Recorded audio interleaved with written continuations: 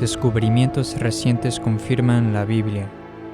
Este es el monte Sinaí, la montaña mencionada en la Biblia, donde Moisés se reunió con Dios. Está en Arabia Saudita. Éxodo 19:18. Todo el Sinaí humeaba, pues había descendido el Señor en medio del fuego. Nótese la parte superior izquierda. La cima del monte Sinaí está toda negra a diferencia de las otras cimas. Esta es la piedra de 6 pisos que Moisés golpeó para que saliera agua milagrosamente para los sedientos israelitas. Herirás la piedra y saldrá de ella agua para que beba el pueblo. Éxodo 17:6.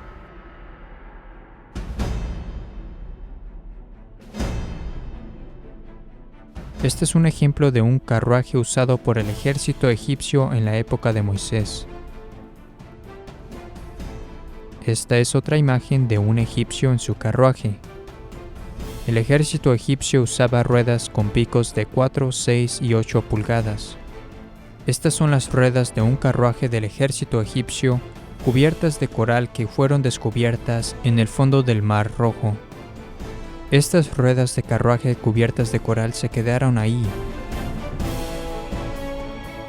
hace miles de años, cuando Moisés y los israelitas cruzaron el Mar Rojo.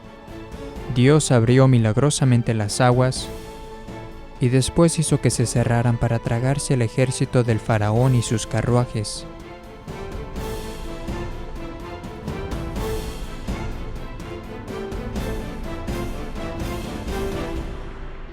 El monasterio de la Sagrada Familia presenta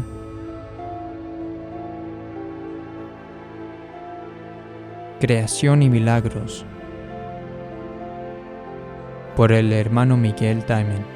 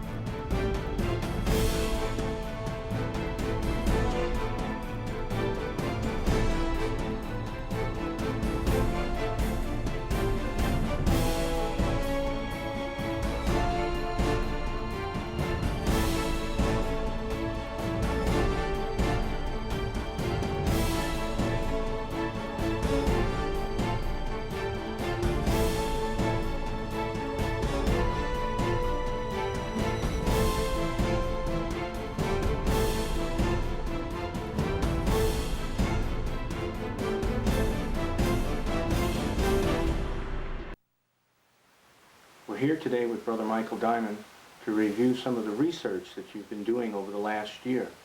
Research on creation, supernatural miracles. Aquí presentamos al hermano Miguel Diamond para que nos explique su investigación. He tratado de analizar toda la información que pude sobre los temas que vamos a tratar: la creación, la evolución, el diluvio, el sudario de Turín, los milagros. Es bastante información y vamos a presentarlas rápidamente.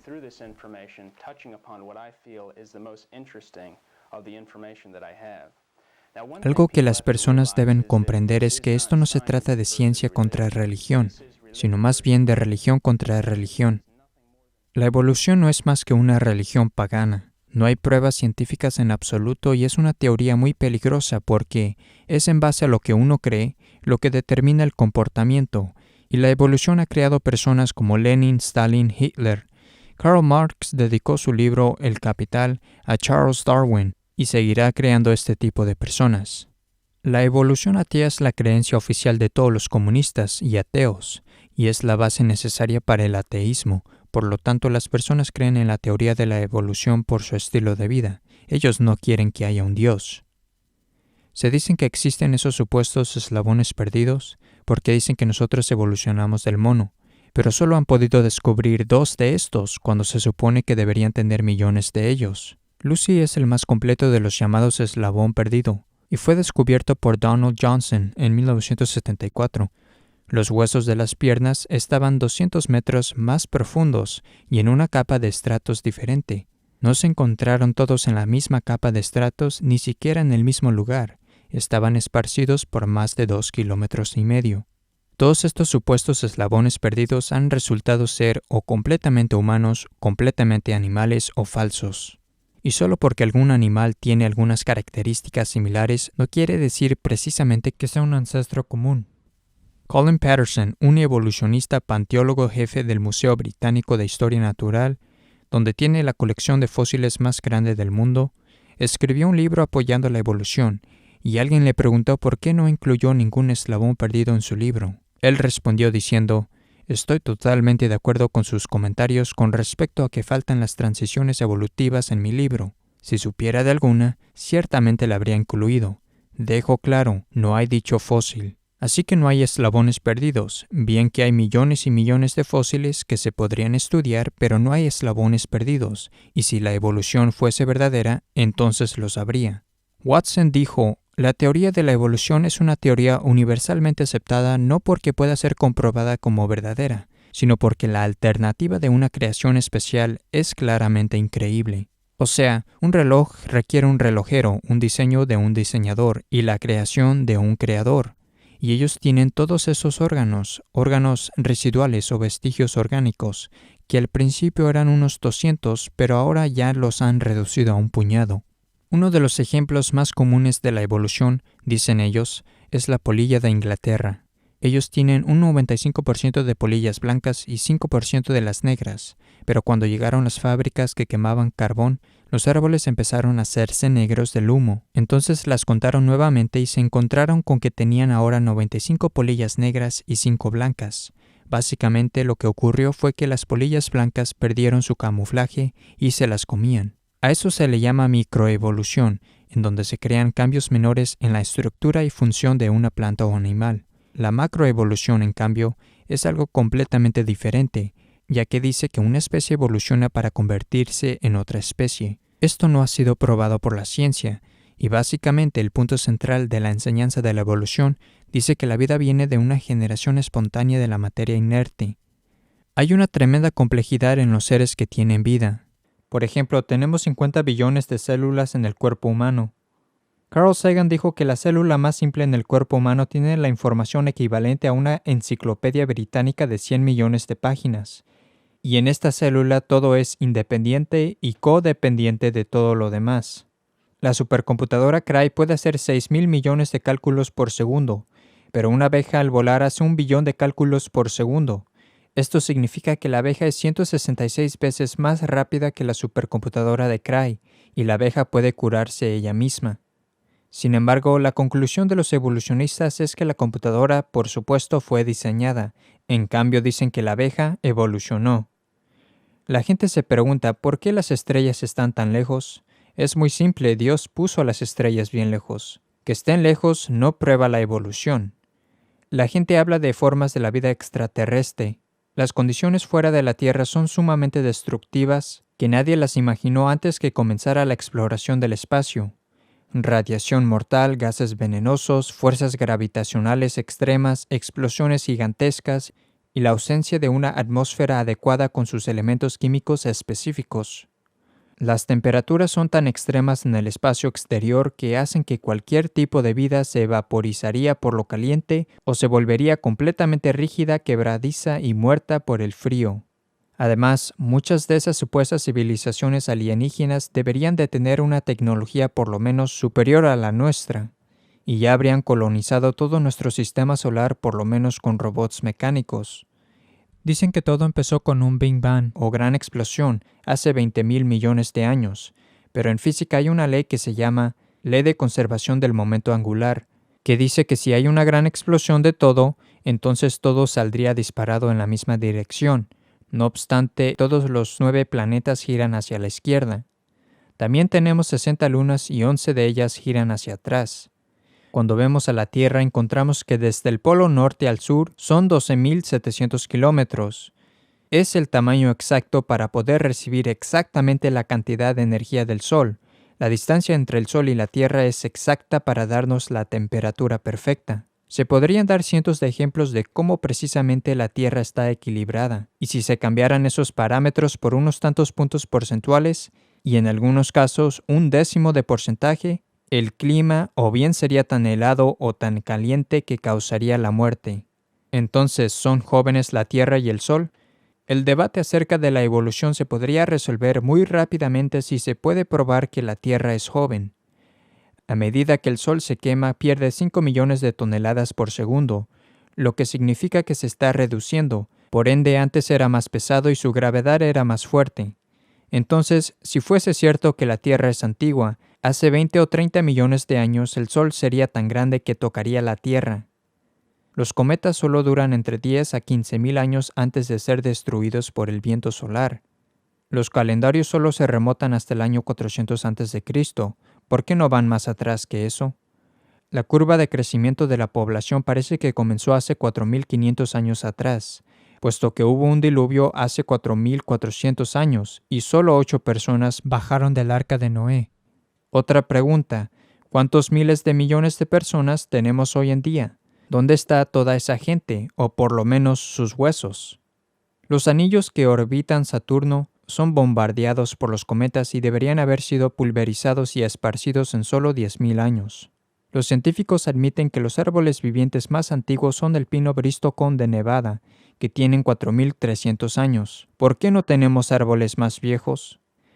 Tenemos la Gran Barrera de Coral en Australia, y después de estudiarla por 20 años, se estimó un promedio de crecimiento que era de 4.200 años de antigüedad. ¿Por qué no tenemos un arrecife de coral más antiguo que este? Cuando se hacen perforaciones en la Tierra donde se topan con petróleo, y esto es bajo tremenda presión, a veces hasta 20.000 libras por pulgada cuadrada, los científicos dicen que la presión se debió haber filtrado hace 10.000 a 15.000 años. ¿Por qué todavía está bajo tanta presión si la Tierra es tan vieja? El campo magnético de la Tierra no puede tener más que de 10.000 años. De lo contrario, sería demasiado fuerte para que la vida sea cómoda en la Tierra. La segunda ley de la termodinámica, llamada ley de la entropía, dice que cualquier cosa que se deja a sí misma empeora. La Luna también se está alejando cada vez más de la Tierra, lo que significa que antes estaba mucho más cerca. Hay una ley que se llama ley de cuadrado inverso, que dice que si se corta por mitad la distancia, la atracción sería cuadruplicada. Entonces, hace 2 millones de años la Luna habría estado tan cerca a la Tierra que la inundaría 2 veces al día. Ellos dicen que los dinosaurios vivieron hace millones de años, sin embargo ni han podido encontrar ADN ni células de sangre de los dinosaurios. Las células de sangre solo pueden durar unos miles de años, no millones de años. En Job 40:15 Dios dice, «Mira a Behemoth, endereza su cola como un cedro». Creo que eso quizás signifique un dinosaurio. En Nueva Zelanda hay un lugar llamado Chatham Rise. Los japoneses suelen pescar allí, y encontraron el esqueleto de un dinosaurio de 1.800 kilogramos y de 10 metros de altura. Básicamente los lagartos nunca dejan de crecer. Si se los pone en un ambiente con una cubierta de agua, muchísimo oxígeno, 800 a 900 años de vida, una fuente de alimento perfecta, sin enemigos, ahí tendríamos a su dinosaurio. De hecho, antes de 1841 a los dinosaurios se les llamaba dragones y la palabra dinosaurio significa lagarto terrible. Hay personas que preguntan, ¿hay alguna evidencia del diluvio universal y qué fue lo que lo causó? Génesis 7:11 dice, a los 600 años de la vida de Noé, el segundo mes, el día 17, se rompieron todas las fuentes del abismo, se abrieron las cataratas del cielo. Creó presión en la corteza terrestre causando que se quebrara como la costura de una pelota de béisbol, que se conoce como la dorsal centrooceánica, que se extiende alrededor de la Tierra. y las aguas subterráneas explotaron violentamente de esta grieta. Estas aguas subterráneas causaron la mayor parte de los registros fósiles. Se habla de la columna geológica, supuestamente prueba la evolución, y que en los libros se los llama el Cenozoico, Mesozoico y Paleozoico. Dicen que todas estas diferentes capas tienen millones de años. Sin embargo, cuando se sacude una jarra llena de tierra, se asentará en capas, algo que se llama ordenación hidrolítica. Y se han encontrado árboles en los sedimentos que van a través de todos estos distintos sedimentos que dicen ser de millones de años. Entonces, hay dos explicaciones. O estos árboles crecieron en los sedimentos o los sedimentos cayeron sobre los árboles. Además, muchos de estos árboles están al revés. Creo que estas capas fueron creadas por el diluvio mundial. Dicen que el Gran Cañón ha ido erosionando por la corriente del Río Grande. Si esto es cierto, entonces debería de haber 1000 kilómetros cúbicos de sedimentos en la desembocadura del río. Y no hay nada de eso. Después de la erupción del monte Santa Elena, en 1980, 183 metros de estratos fueron depositados y en un día se creó un sistema de cañón. Esto es 1 entre 40 de la escala del Gran Cañón. Así que estas cosas se formaron rápidamente y no, como dicen, por un largo tiempo. Los evolucionistas datan estas capas de piedras por los fósiles que están allí contenidos, y luego fechan los fósiles por la edad de la capa. A esto se le llama razonamiento circular. Los fósiles no se forman tan solo cuando mueren y pudren las plantas y animales. Para que una planta o animal se fosilice, debe tener partes duras, así como un hueso, concha o madera. Tiene que ser enterrado inmediatamente para evitar que se pudra, y no debe ser alterado a través del largo proceso. Y la evidencia fósil que muestra que hubo un diluvio mundial se encuentra en todas partes. Se han encontrado 1000 millones de peces con las aletas extendidas y los ojos saltados.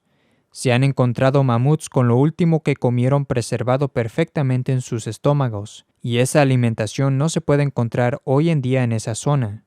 Se han encontrado peces fósiles dando luz a sus bebés, almejas completamente cerradas, pero resulta que cuando una almeja muere, se abre. La Biblia dice que todas las cimas de las montañas quedaron sumergidas debajo del agua por el diluvio. Y cuando Edmund Hillary, de Nueva Zelanda, escaló en 1950 el monte Everest, que tiene casi 8000 metros, y a partir del nivel de los 900 metros, encontró conchas marinas y almejas por todo lugar. ¿Cómo puede haber conchas marinas en todas las montañas más altas?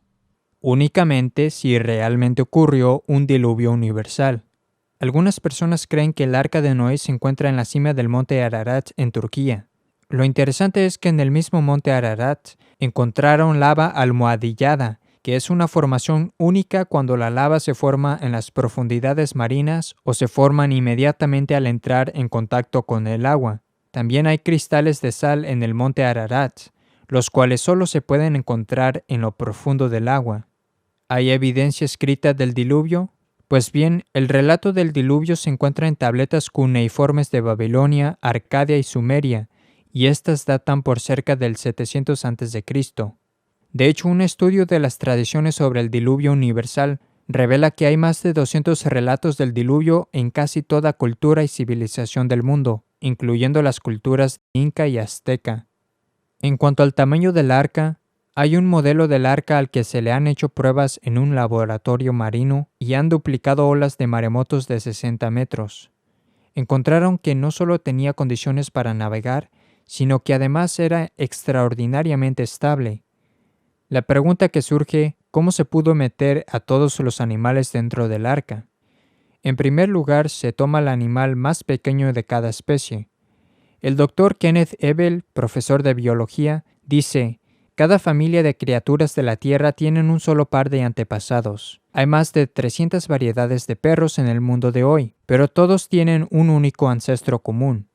Tendría que haber habido un amplio espacio para cargar todas las especies que conocemos hoy en día, con espacio de sobra para la familia de Noé, alimentos y suministros. Y debido a la oscuridad, los animales probablemente habrían comido menos y dormido más, como en un estado de hibernación. Muchos cientos de personas han afirmado haber visto el Arca de Noé en la cima del monte Ararat. Uno fue Fernane Navarra, un francés experto en demoliciones. que dijo que encontró un trozo de madera del arca en el monte Ararat. Lo interesante es que el monte Ararat es un pico volcánico totalmente despoblado de árboles, y el trozo de madera que él trajo ni siquiera es de un árbol de esa zona. De hecho, no hay ningún bosque en el radio de 480 kilómetros alrededor del monte. Jim Irwin tomó una foto muy interesante cuando viajó con un equipo de la televisión holandesa. Esta asombrosa fotografía muestra lo que ellos creen es el Arca de Noé. Un satélite de observación francés identificó una pieza de un objeto de madera de 61 metros largo y de 26 metros de ancho, que se extiende sobre una grieta todo bajo 18 metros de hielo y nieve. Entonces, ¿cómo es que nadie pueda ir y subir el monte Ararat y obtener el arca? Bueno, el problema es que los escaladores afirman que la montaña es una de las más difíciles de escalar, quizás la más difícil. El arca está cubierta de hielo y nieve, de manera que se puede caminar por encima de ella y no saber que está allí. Cuando el gobierno turco concede permisos de exploración, es solo por el lado sur del monte Ararat. Se cree que el arca está en el lado norte, y por lo general, la gente que es sorprendida escalando por ese lado es detenida por la autoridad turca. Y en el combate continuo entre los soldados turcos y terroristas, más de 6.000 personas murieron en las laderas del monte Ararat durante la década de 1990. Se ha ido demostrando que muchas historias de la Biblia son verdaderas. Los muros de Jericó cayeron literalmente hacia abajo. Que han examinado estos muros y las paredes no se empuja hacia adentro, pero cayó hacia abajo como si la tierra se hubiera abierto bajo sus pies y cayó literalmente. Sodoma y Gomorra, por ejemplo, destruidas por Dios por la homosexualidad y otros pecados de la carne. Estas son fotografías que muestran dónde se ubican Sodoma y Gomorra. Se parece a las ciudades y se encontraron sustancias quemadas con azufre y tienen un residuo de ceniza que es más pesado que una sustancia inicial sin quemar. Y tal vez por eso estas ciudades han podido permanecer durante casi 3.900 años. Se descubrió que estas ciudades fueron quemadas con 4.000 a 5.000 grados. La Biblia dice que cayó fuego y azufre sobre Sodoma y Gomorra. Se puede ir hasta allá y encontrar millones de pedazos de azufre por todo lugar. Dios pidió la circuncisión en Génesis 17, 10 a 12, en el 8º día, no en el 4º día o en el 3er día. Solo recientemente se ha descubierto que la vitamina K, que coagula la sangre, está en su apogeo en el 8º día, por lo que ese sería el momento más seguro para realizar esta operación. En 1947, en una cueva en un acantilado en el lado oeste del Mar Muerto, se encontraron varios botes grandes que contenían rollos de piel. Estos son los rollos del Mar Muerto, que han sido sellados y conservados desde hace más de 1.900 años. Se encontraron monedas dentro de los frascos, y los paleógrafos datan los rollos por cerca del año 125 a.C. Hasta ese momento, en 1947, los manuscritos bíblicos más antiguos eran de alrededor de 900 después de Cristo. Estos rollos de Isaías datan de 125 a.C. y coincide exactamente con el texto fechado en 916 después de Cristo, que nos muestra que hubo 1.000 años en que se hizo copia tras copia, traducción tras traducción, con total precisión. Esto prueba que las profecías cumplidas por Jesús fueron escritas antes que Él viniera a la tierra y no después. E Isaías y el resto del Antiguo Testamento dicen mucho acerca de la venida del Mesías, que nacería de una virgen en la ciudad de Belén y que sería un hombre de dolores. Hay muchas otras predicciones de la segunda venida de Cristo. Jesús dice en Mateo 24:20 que si no se acortasen aquellos días, nadie se salvaría. Hace 200 años atrás nadie pensaría que estamos en los días previos a la segunda venida de Cristo. Tal vez esta sea la razón de por qué aparezcan fotos de este tipo. Una imagen en color de una prueba nuclear francesa en 1969, donde se puede ver a Nuestro Señor en la cruz y a la Santísima Virgen a su lado en blanco, como Nuestra Señora de las Gracias. La Santa Casa de Loreto se cree que es la casa donde vivió la Sagrada Familia. Originalmente estaba en Nazaret y fue posteriormente trasladada al este de Yugoslavia y de allí a Italia, donde está hoy en día. Se han encontrado estos lugares en Nazaret y Yugoslavia y se ha examinado el área de la base donde se ubica la casa y es exactamente igual al área de la Santa Casa de Loreto en Italia. Se puede ir a Loreto, Italia y visitar la Santa Casa y encontrará que la casa todavía no tiene una base sobre la que está construida. Esta es la escalera de San José. Se encuentra en Nuevo México. Las religiosas necesitaban construir una escalera para subir y bajar del coro, puesto que hubo un error en la construcción de la iglesia y no se construyó una escalera. Recurrieron a los carpinteros para que les solucionara el problema, pero nadie pudo. Ellas se encomendaron a San José y le hicieron una novena. El último día de la novena apareció un hombre que les dijo que podía solucionar el problema para construir una escalera. La escalera se compone de exactamente 33 escalones. Hay 2 vueltas completas de 360 grados y no hay columna de soporte por el centro. Esto significa que la escalera está como que colgando allí sin ningún apoyo. Todo el peso está en la base. Algunos arquitectos han dicho que por todas las leyes de la gravedad la escalera debería venirse abajo con la primera pisada sobre uno de sus escalones. Sin embargo, la han estado utilizando durante 100 años. La escalera se apoya en la buhardilla de la parte superior y en el suelo en la parte inferior, donde parece que se concentra todo el peso. No hay ni un solo clavo ni tornillo, todas las uniones están hechas con tarugos de madera. Y la barandilla no existía originalmente, fue agregada 2 años más tarde. Tampoco hay refuerzos de placas de metal, todo está hecho de madera y las uniones también. Además, la madera parece ser de un tipo de madera dura, y de acuerdo con los entendidos, este tipo de madera no es de ningún bosque nativo de Nuevo México, y todavía es un misterio de dónde se obtuvo esa madera. El 9 de diciembre de 1531, había un campesino mexicano llamado Juan Diego que se dirigía a la iglesia. En el camino se le apareció la Santísima Virgen y le dijo que quería que se construyera una capilla allí donde se había aparecido, y él fue donde el obispo a darle ese mensaje. El obispo le pidió a Juan Diego que le dijera a la señora que le diera alguna señal para que él estuviera seguro que era realmente ella quien se le había aparecido. Él regresó donde la Virgen y le dijo que el obispo quería una señal. La Virgen le dijo que recogiera algunas rosas del lugar y que las pusiera en su manto o tilma y las presentase donde el obispo. Era invierno y en esa fecha las rosas no dan flores, lo que es otro milagro. Él recogió las rosas y las puso en su tilma y fue donde el obispo a mostrárselas. Cuando abrió el manto apareció estampada en la tilma la imagen de Guadalupe. La imagen ha estado expuesta a lluvias, inundaciones, terremotos y en 1921 alguien puso una bomba que explotó debajo de ella, pero la imagen permaneció intacta hasta hoy.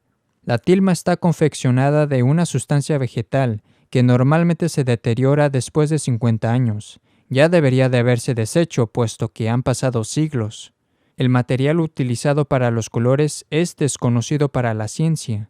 Tampoco no hay un bosquejo debajo de la pintura ni tampoco apresto, y sin apresto es imposible pintar sobre una superficie áspera y rugosa como la de esta tilma. Tampoco hay un barniz que sirva de protección, y sin un barniz de protección la imagen debería haberse destruido hace mucho tiempo por la prolongada exposición al humo de las velas y otros contaminantes. Tampoco hay descoloración o grietas en la imagen, lo que es increíble si pensamos que lleva allí cerca de 475 años.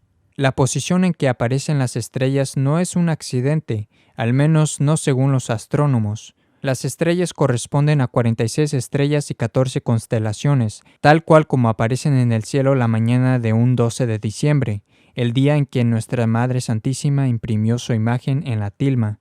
En los últimos años, los ojos han sido objeto de considerable investigación científica. Mediante el uso de tecnología computacional y la ampliación de los ojos hasta 2500 veces, los investigadores han descubierto lo que ellos creen es la imagen de Juan Diego en el ojo derecho. Solo entre 1532 y 1548 hubo 9 millones de conversiones a la fe católica en México, casi duplicando la pérdida de casi 5 millones de fieles que provocó la Reforma Protestante. 20 millones vienen de todo el mundo a contemplar la imagen de Guadalupe. En 1917 la Virgen Santísima se le apareció a 3 niños en Portugal, Lucía dos Santos y Francisco y Jacinta Marto, en Fátima. Ella pidió que la gente rezara el rosario y les mostró a los niños una visión del infierno. Los niños le pidieron a la Virgen que hiciera un milagro para que la gente creyera que ella se les aparecía. Ella hizo el milagro el día 13 de octubre de 1917 al mediodía. Esta fue la primera vez desde la resurrección que ocurre un milagro que se ha predicho previamente que ocurriría en un determinado lugar. Ese día 13 de octubre había entre 70,000 a 100,000 personas reunidas, empapadas por el barro hasta los tobillos. Había incluso ateos, masones y escépticos que estaban allí para burlarse del milagro pensando que no pasaría nada. En determinado momento el sol comenzó a hacer movimientos fuera de las leyes de la naturaleza y girando hacia todos lados durante casi 12 minutos. Luego pareció precipitarse hacia la tierra y toda la gente que estaba allí pensó que ese era el fin del mundo, y cuando estuvo a punto de chocar contra la tierra retrocedió a su lugar normal en el cielo. Los enfermos fueron curados durante el milagro, y toda la ropa de la gente que estaba mojada y sucia porque había llovido las horas previas a la aparición quedó seca y completamente limpia. Un ingeniero comentó que para que una cosa así ocurriera, que todo quedara seco de un solo momento, la cantidad de energía que se habría necesitado para lograr eso equivaldría a una bomba de 100 megatones, y si algo así ocurriera, toda la gente habría perecido calcinada. Nuestra Santísima Madre predijo en Fátima que Rusia esparciría sus errores por el mundo entero. Ella dijo que comenzaría una guerra peor durante el reinado del Papa Pío XI, que todavía ni siquiera era papa en ese momento. Ella dijo que Dios comenzaría a castigar al mundo cuando se viera una noche iluminada por una luz desconocida, y esa luz fue vista el 25 de enero de 1938, que fue un resplandor rojo que se vio en toda Europa por 5 horas. Iluminaba tanto que gente en Suiza podía leer el diario a plena noche sin luz artificial. La única forma de que se pueda reproducir es por una explosión atómica. Cuando sucedió esa noche iluminada por una luz desconocida, fue 47 días después que Hitler entró en Austria. La Virgen dijo que se podrían evitar esos castigos si Lucía le pedía al Papa que junto con todos los obispos consagraran a Rusia a su Inmaculado Corazón. Ella pidió que el tercer secreto fuera revelado en 1960, cosa que no ha ocurrido. Ella también pidió la comunión reparadora de los primeros sábados de cada mes. La más pequeña de las videntes, Jacinta, después de su muerte su cuerpo fue exhumado y se encontraron con que seguía intacto, completamente incorrupto. Hay cientos de cuerpos de santos que permanecen totalmente incorruptos, como el de Santa Catalina Labouré. A ella se le apareció Nuestra Santísima Madre y le dio a ella para que se difundiera entre los católicos la medalla llamada Medalla Milagrosa. Miles de milagros se han atribuido a esta medalla. Santa Catalina Labouré murió en 1876 y su cuerpo está perfectamente incorrupto. Santa Bernadette Soubirous vio a la Santísima Virgen en Lourdes, Francia, donde millones de personas acuden cada año a rezar. Innumerables milagros han ocurrido allí. Ella murió en 1879 y su cuerpo permanece perfectamente incorrupto. No solo hay cuerpos, sino también escapularios que se han mantenido intactos. San Alfonso murió en 1787 y su cuerpo se convirtió en polvo, pero su escapulario marrón permaneció intacto. Un examen demostró que no tenía un tratamiento especial. El escapulario fue dado por la Santísima Virgen a San Simón Stock en 1251 y miles de milagros se le han atribuido al mismo. Hay más de 16,000 santos canonizados de la Iglesia Católica, y para que una persona sea declarada santa, se necesitan milagros verificables por parte de los médicos y las personas, que deben verificar su autenticidad bajo juramento. Eso demuestra que la Iglesia Católica es muy cuidadosa antes de declarar santo a alguien. Y la Iglesia Católica es la única iglesia de la historia humana con una historia ininterrumpida de milagros desde el principio. San Vicente Ferrer convirtió a casi 200,000 personas a la fe católica y resucitó a 30 personas de entre los muertos. Realizó más de 40,000 milagros durante su vida y cuando fue canonizado se utilizaron para su canonización casi 1,000,000 de milagros. El Padre Pío fue otro místico de nuestro tiempo. Él murió en 1968. Él tuvo los estigmas visiblemente por más de 50 años. Tenía muchos dones. Él le podía decir a quien fuera a confesarse con él toda su vida, sus pecados. Él fue visto en todo el mundo. Él ha obrado miles de milagros que ya llenan 54 volúmenes. Desde su muerte no ha dejado de hacer milagros. Uno de los milagros más interesantes de su vida fue de una mujer italiana llamada Gemma de Giorgi, y ahora tiene unos 70 años de edad. Gemma nació sin pupilas y todavía no tiene pupilas, pero después que su abuela la llevó a ver al Padre Pío, pidió a un cura, él la bendijo y ahora puede ver, a pesar que todavía no tiene pupilas y es anatómicamente imposible ver sin pupilas. También tenemos exorcismos en cintas de audio, que no solo demuestran la existencia del diablo, también lo poderosa que es la devoción a la Madre de Dios y cuánto el diablo odia el rosario. Ha habido muchos milagros eucarísticos. Los católicos creen que en las palabras de la consagración de un sacerdote católico, el pan y el vino se convierten en el cuerpo y la sangre, alma y divinidad de Jesucristo. Ha habido muchos cientos de milagros eucarísticos a lo largo de los últimos 2000 años que comprueban esta creencia católica. Esto es muy esencial, porque nuestro Señor dice en Juan 6:53, en verdad os digo, si no coméis la carne del Hijo del Hombre y no bebéis su sangre, no tendréis vida en vosotros. En Lanciano, en el año 700 hubo un sacerdote que dudaba de que realmente él estaba consagrando el pan y el vino en el cuerpo y la sangre de Jesucristo. En el momento de la consagración, el pan se transformó en la real y visible carne y sangre de Jesucristo. Los científicos hicieron pruebas a la carne y encontraron que era carne humana. La sangre era sangre humana del tipo AB. Si usted se hiciera un corte y sangrara, a los 15 minutos se pierde todas las propiedades químicas de la sangre. Si se tiene sangre y no es refrigerada, empieza a descomponerse en 1 hora. Ellos tomaron una partícula de la sangre petrificada y la licuaron, y encontraron que tenían todas las proteínas y químicos de la sangre fresca, y eso que tenía 1300 años de antigüedad. Cuando hicieron pruebas a una rebanada del corazón, no se había producido el rigor mortis, y se determinó que el corte del corazón era de un corazón vivo. Otro milagro fue en Siena. En 1730, los ladrones irrumpieron en la iglesia y robaron un copón lleno con 351 hostias. Ellos dejaron el copón con las hostias, y todavía están esas hostias, y no se han descompuesto después de casi 300 años. En Casia, cerca del año 1300, había un granjero que necesitaba los últimos sacramentos, y llamó a un sacerdote que había salido a visitar a un enfermo, pero en vez de poner la hostia en un copón, él la colocó entre 2 hojas de su breviario. Cuando preparaba al hombre para recibir la Sagrada Comunión, abrió el libro y encontró una mancha de sangre donde había colocado la hostia. Ese fue un milagro en sí mismo y se puede ir a la iglesia y ver la página del libro con la mancha de sangre. Si se mira el interior de la mancha de sangre, se puede ver el perfil de Jesús, su pelo, sus ojos, su nariz y su barba. Se dice que la sábana santa de Turín es el sudario de Jesucristo. Hay gente que ha estado tratando de decir que es solo un fraude medieval.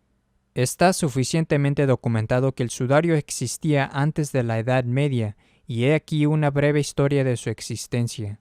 La sábana santa fue llevada desde la tumba de Jesús por San Pedro y llevada a Edesa, Turquía.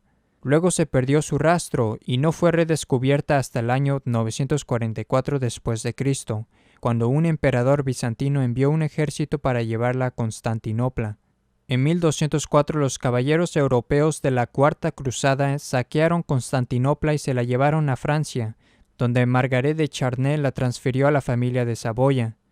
En 1532 un incendio en la Catedral de Saboya en Chambéry, Francia, dañó el sudario. En 1578 los Saboya establecieron su capital en Turín, Italia, y se llevaron el sudario con ellos, donde permanece hoy en día. A pesar de la abrumadora evidencia, hay solo 2 puntos que los incrédulos sacan a relucir para desacreditar a la sábana santa de Turín. Una de ellas es la prueba de carbono realizada en 1988 y la segunda es una presunta carta del obispo Darcy que dice que él conocía al artista que hizo el sudario. Esto no prueba que es un fraude. Ninguna de las copias de la carta tienen firma o fecha, no hay pruebas de que el Papa la haya visto o que la haya sido entregada. El Papa Clemente VII permitió que el sudario fuese expuesto al público durante todo ese tiempo. No hay evidencia de que es de puño y letra del obispo que se dice la escribió. Se estima que simplemente fue de 1389. El artista que supuestamente falsificó el sudario no tiene nombre y no hay transcripción de ninguna investigación oficial. Las primeras fotografías de la sábana santa fueron tomadas por Secunda Pío en 1898. Él se sorprendió cuando encontró que la imagen negativa era una imagen positiva. Y Barry Schwartz, que es un fotógrafo judío, dijo: suponiendo que la sábana santa haya sido fabricada en el siglo XIV, esto significaría que alguien tendría que haber concebido la fotografía aproximadamente 650 años antes de que fuera inventada. Yo no lo creo. Algunas de las marcas del látigo en el sudario aparecen solo bajo la luz ultravioleta, lo que significa que el supuesto falsificador habría tenido que pintar las marcas de forma que serían invisibles a simple vista y luego discernir que la luz ultravioleta se inventaría unos 650 años después. Imposible. No hay un solo rastro de pigmento de la pintura en el sudario, no hay pinceladas, las imágenes del sudario son sin dirección y por lo tanto no pudo ser pintado, no al menos por mano humana. Kevin Moran, un ingeniero óptico, dijo: la imagen del sudario está hecha de pequeñas fibras que son 1/10 del tamaño de un cabello humano. Los elementos de la imagen en realidad están distribuidos al azar, como los puntos en la fotografía de un periódico o la fotografía de una revista. Para hacer esto se necesitaría un láser atómico increíblemente preciso. Esta tecnología no existe. Además, si alguien hubiera pintado el sudario, tendría que haber tenido un cepillo de 20 pies, porque la imagen ni siquiera se puede discernir mucho más cerca que eso. También se encontró sangre en la sábana santa de Turín. Según el Dr. John Heller y especialista en sangre el Dr. Alan Alder, no solo encontraron sangre en la sábana santa, sino sangre altamente cargada con bilirrubina, un pigmento de la bilis que solo aparece si el muerto ha sido golpeado severa y traumáticamente. El patólogo Pierre Vallon llegó a la misma conclusión y también encontró que la sangre en el sudario era sangre humana del tipo AB. Ellos realizaron 13 pruebas que confirmaron que había sangre en el sudario. La imagen de la sábana santa es un negativo, pero las manchas de sangre son positivas. También las marcas de sangre en la sábana santa se han mantenido de color rojo, y la razón de por qué no se han oscurecido con el tiempo y la oxidación es inexplicable. En la parte posterior de los dedos de los pies sobre el sudario hay un sangrado inicial cuando el hombre estaba vivo, y luego en la tumba había un segundo sangrado, por lo que tenemos 2 flujos de sangre. Esto es imposible que alguien lo pueda falsificar. De hecho, los expertos se sorprendieron por la forma en que la evidencia de la sangre se transfirió a la sábana santa. Se hizo a la perfección, sin una sola mancha, lo que humanamente hablando es imposible. El Dr. Max Frey, un criminólogo suizo, él fue uno de los principales expertos en el análisis de polvo y polen en todo el mundo. Él solo desarrolló una técnica para determinar dónde los delincuentes habían estado por el análisis de las muestras de polvo y polen obtenidas de su ropa. Él fue consultado acerca de muchos crímenes por la policía de muchos países.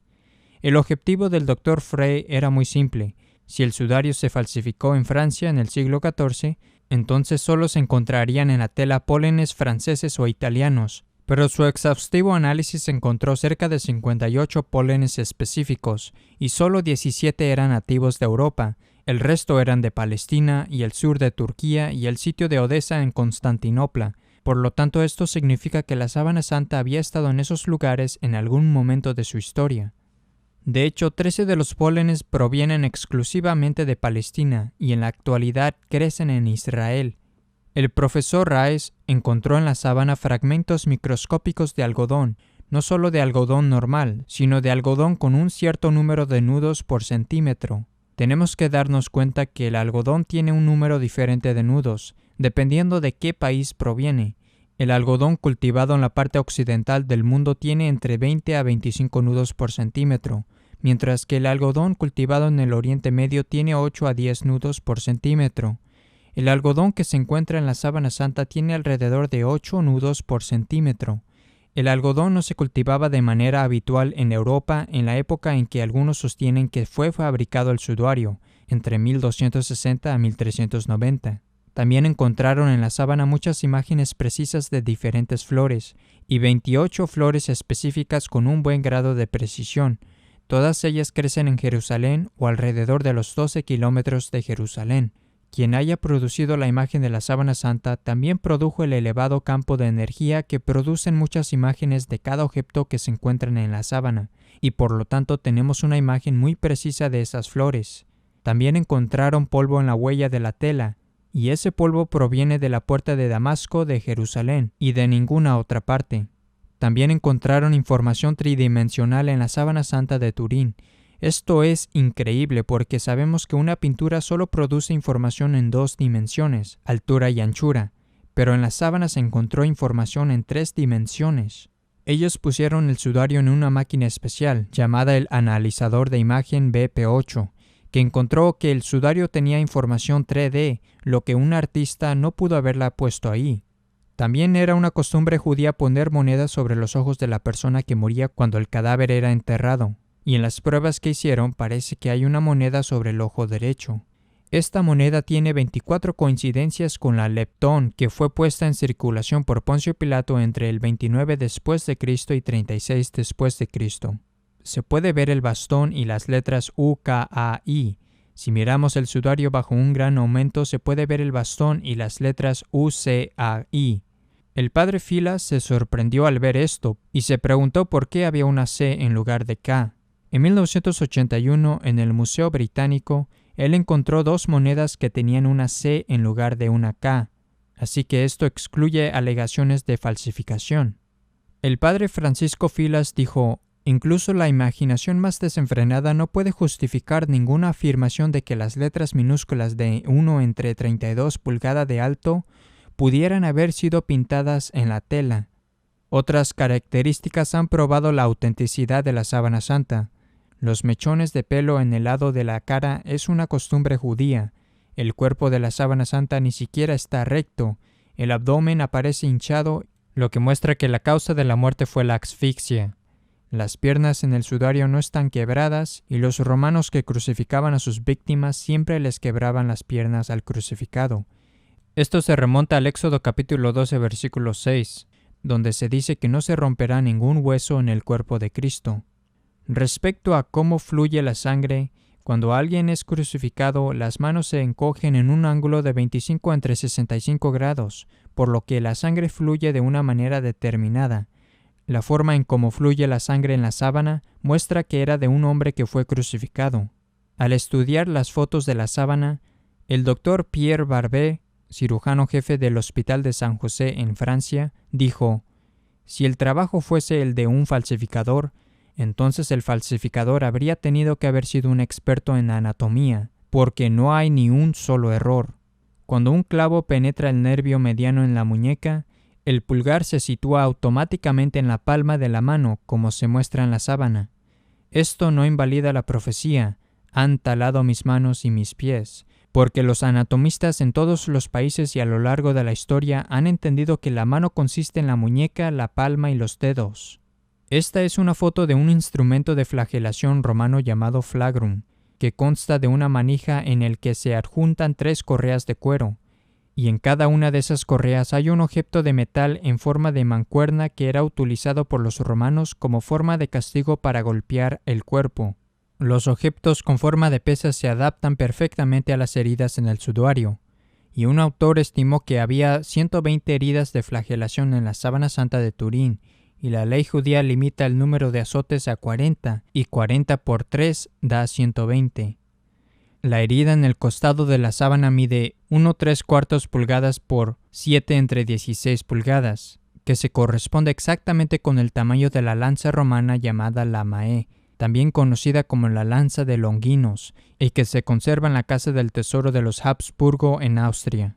La leyenda cuenta que esta es la lanza que perforó el costado de Jesús, y era propiedad de Longinos, un soldado romano asignado por Poncio Pilato al lugar de la crucifixión.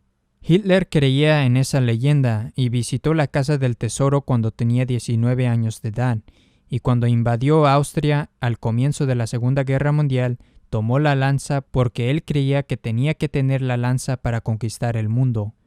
En la sábana, las nalgas están rígidas con el rigor mortis, y algunos científicos dicen que la persona no había estado muerta más de 40 horas.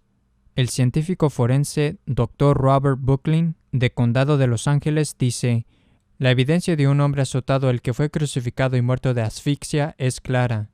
Las marcas en su cuerpo son tan claras y tan precisas médicamente que son, en mi opinión, fuera de toda duda. ¿Por qué alguien querría mantener esta reliquia horrible a menos que fuera el verdadero sudario de Jesucristo? Los defensores del sudario sufrieron un duro revés cuando se publicaron las fechas del carbono 14 en 1988 y dijo que el sudario era de entre 1260 a 1390. Sin embargo, el carbón 14 está lejos de ser una ciencia exacta. De hecho, moluscos recién muertos, utilizando este método de datación, muestran que han muerto desde hace 3000 años. Los pinos Bristlecone, los árboles más viejos de la Tierra, datan entre 2000 a 3000 años.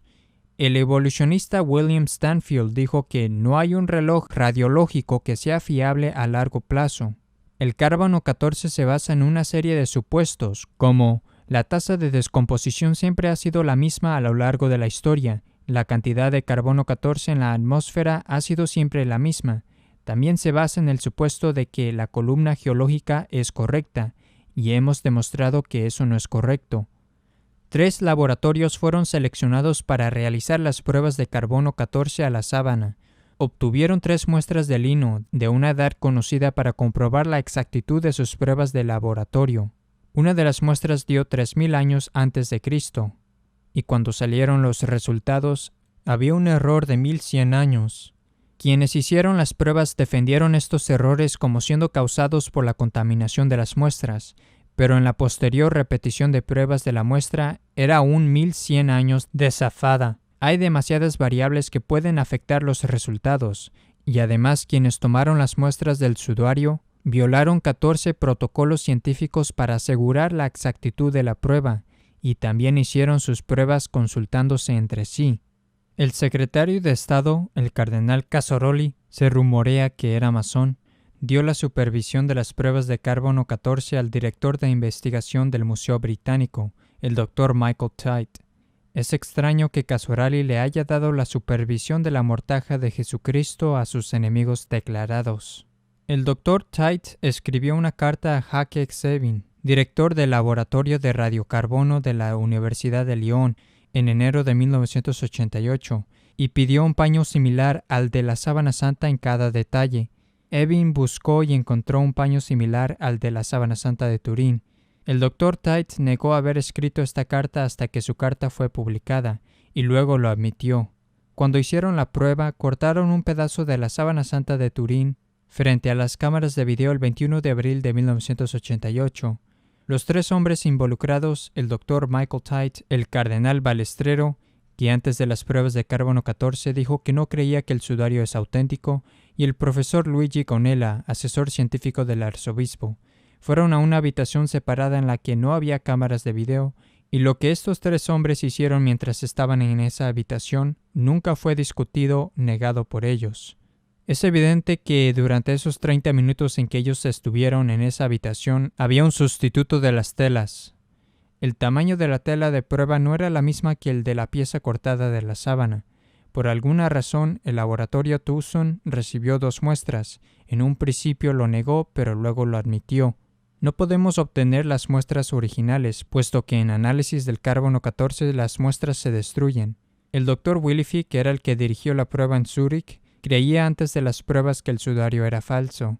Así que la mayoría de las personas involucradas ponían en duda la autenticidad de la sábana santa, lo que demuestra que había una agenda sesgada. Cuando los supuestos resultados regresaron al laboratorio, daban como resultado 1260 a 1390. El profesor Ed Hall y el Dr. Tite dieron su propia conferencia de prensa, y se podía ver escrito en el pizarrón las cifras 1260 a 1390. El Daily Telegraph de Londres del 26 de marzo de 1989 dijo: el Viernes Santo del 25 de marzo de 1989, 45 hombres de negocios y amigos ricos presentaron al profesor A.T. Hall de Oxford $1.000.000 por sus servicios al haber determinado que la sábana santa de Turín era una falsificación medieval. Hall dijo que él usaría los fondos para crear una nueva cátedra de ciencia de arqueología en Oxford para ser llenada con el Dr. Michael Tite. Por lo tanto, el Dr. Hall asistió al Dr. Michael Tite para proporcionarle una cátedra en Oxford como recompensa por su trabajo en defraudar al mundo acerca de la reliquia religiosa más grande de todos los tiempos. Por lo tanto, si el sudario es una reproducción, ¿por qué no hay alguien que la reproduzca? Nadie puede. La sábana santa muestra muy claramente que Jesucristo vivió, murió y resucitó. He demostrado en este video que no solo existe Dios, sino que la fe católica es la verdadera fe. Quien no abrace la fe católica, hablando de la conversión a la fe católica, se perderá por toda la eternidad. Si usted es católico, rece el rosario, lleve el escapulario marrón, permanezca en estado de gracia y cumpla con su estado de vida. La evidencia está ante sus ojos. Los milagros y los primeros padres de la Iglesia creyeron en todas las enseñanzas católicas, la misma verdadera fe que era y sigue siendo hoy en día. La Iglesia Católica dice qué es lo que es pecado y qué no lo es, y todas las cosas que tenemos que creer para salvarnos del infierno. Si usted asiste a una iglesia no católica y les pregunta qué es lo que debe creer, ellos le responderán en lo que dice la Biblia. El problema es, básicamente, si el Espíritu Santo guía a todas las personas a interpretar la Biblia, entonces, ¿por qué tenemos miles de iglesias protestantes, todas creyendo cosas diferentes acerca de la Biblia?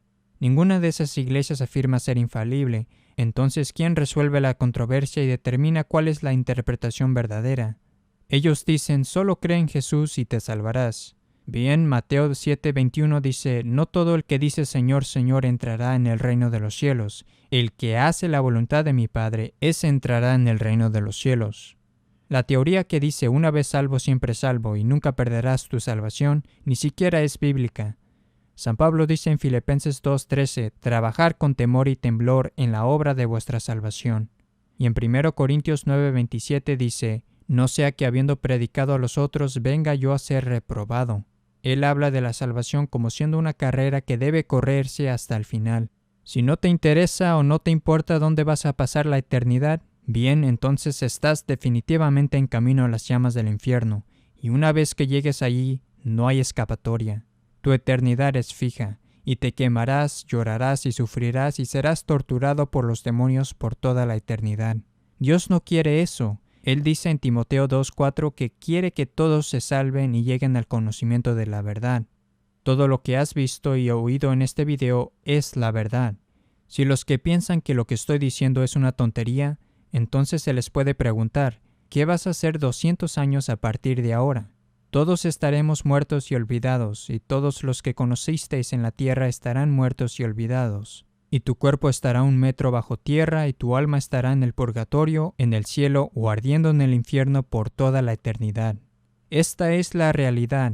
Nuestro Señor dice en Mateo 16:26, ¿de qué aprovecha el hombre ganar el mundo entero si pierde su alma? En Mateo 6:33, buscar primero el reino de Dios y su justicia, y todo lo demás se os dará por añadidura. Génesis 3:19, recuerda que polvo eres y en polvo te convertirás. Eclesiástico 7:40 dice, recuérdate de tus novísimos y no pecarás eternamente.